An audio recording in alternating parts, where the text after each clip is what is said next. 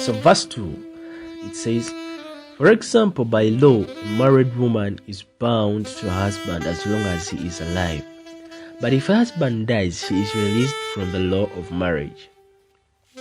So then if she marries another man while her husband is still alive, she's called an adulteress, even though she marries another man.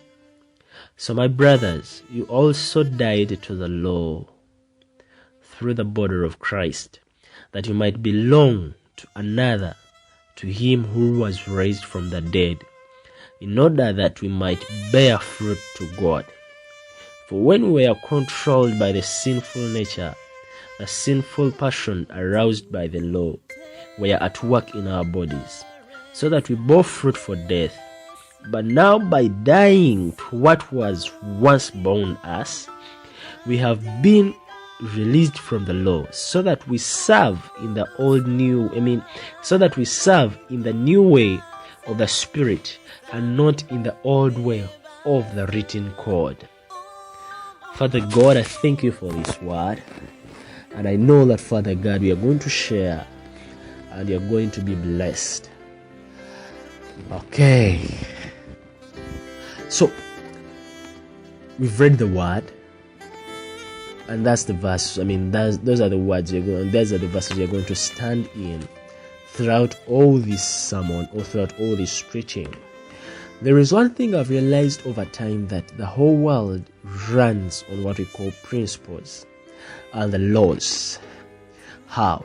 When you look at the operation of the earth, there is what we call the law of gravity. I think if you have reached to the university, if you have gone through some A-level, I think, not A-level or even O-level to the secondary point, and you've read some physics, and some simple physics bears those things. The law of gravitation, the Archimedes principle, such stuff. I'll not go into the Archimedes principle, just use the easiest one every person can look onto, what we call the gravitation law. The gravitational law, it says that everything, the earth pulls, should I say, like everything back to its own. Like when you throw a pen up, it comes back down to the earth. If you jump up, you have to come back down to the earth. If you throw a ball up, it will come back to the earth. That's how the earth works. Everything works getting closer to that center of gravity. You can't go past the earth. You can't go up. So that's how the law works. The moment you break the law of gravity, my dear, you are dead. That's the truth. The moment you break the law of gravity, you're a dead man, because you'll lie and never come back again. That's true. So if there are other laws which are standing, the scientific laws, all those laws stand. There are laws which drive medicine. There are laws which drive the operation of a car. There are laws which drive the operation of the electricity we use. And if those laws are broken, my dear, nothing can work. If the whole machine works on a certain principle and you disintegrate a certain piece out of it, it will not work. So that's how these things, all of them, operate. There are principles which have been set to govern, should I say, like the dominion of the earth. And by any means we can't forego them, because that's how some of us have grown up living and seeing them, and that's how they operate.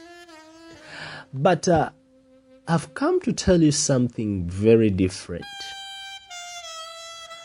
That at a certain point, you can break those laws.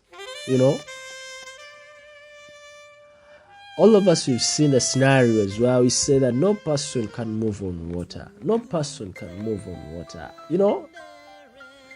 And we've never seen any other person move on water except Christ. Even Elijah didn't walk on water, he just split water into two. Even Moses, he never walked on water. They split water into two, and water made walls. But there is this other man who was far exceeding the principles and the laws of the world, that he walked on water. And that's the man I'm coming to speak of. His name is called Jesus.